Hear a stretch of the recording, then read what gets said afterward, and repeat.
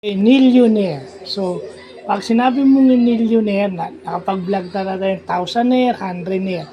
Yung millionaire, konti o walang pera. Okay, yun yung mga slang na English na pwede nating i-apply sa business o sa financial. Millionaire, konti o walang pera. No? Yung nil, ibig sabihin wala, empty. Kaso ito, millionaire, pwedeng meron siyang konting pera.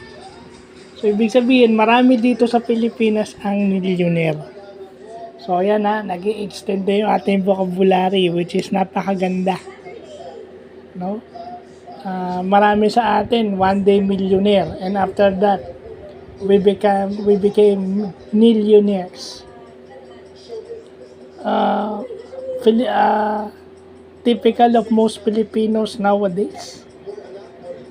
So, yun yung magandang natututunan natin. Lumalawak yung ating vocabulary. So, yun lang po.